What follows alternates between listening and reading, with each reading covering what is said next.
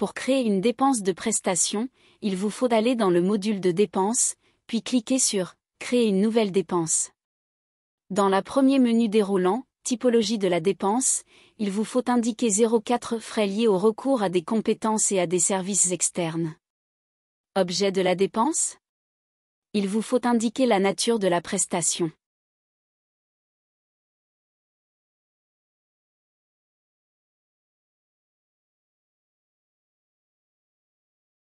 Le fournisseur? Il faut, dans le menu déroulant, sélectionner le fournisseur préalablement créé dans le module « Fournisseur ». La procédure pour sélectionner le fournisseur? Le menu déroulant vous offre ici 3 options. La dépense est-elle liée à un achat formalisé?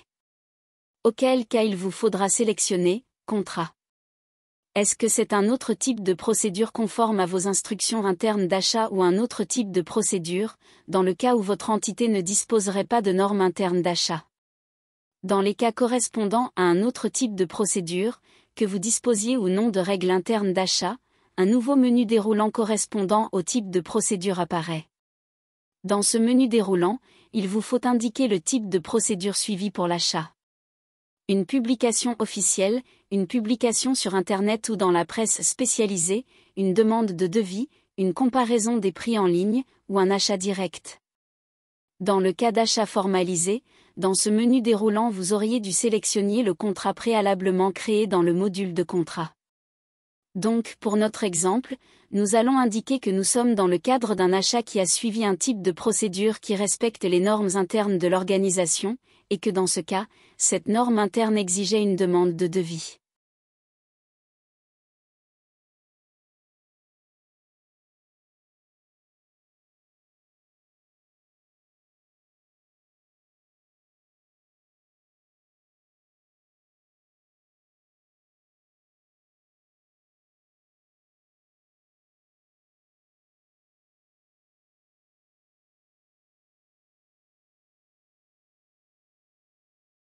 Vous avez un champ qui vous demande de lier la dépense à un concept de dépense prévu dans la justification du budget du projet.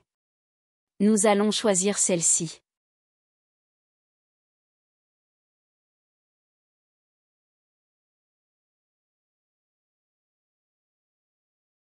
Le numéro de facture.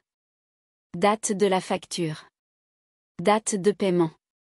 La base imposable de la dépense. Le montant de la TVA, qui n'est pas une case obligatoire. Donc si vous souhaitez déclarer la TVA, vous indiquez la TVA correspondante. Si vous souhaitez ne pas la déclarer, vous la laissez en blanc. Le pourcentage d'imputation de la dépense.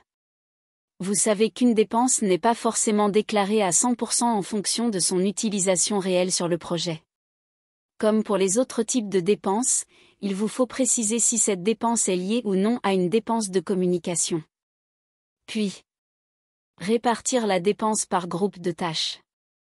Dans ce cas-là, on va faire un cas simple, et cette dépense n'est liée qu'à un seul groupe de tâches. Vous pouvez enregistrer.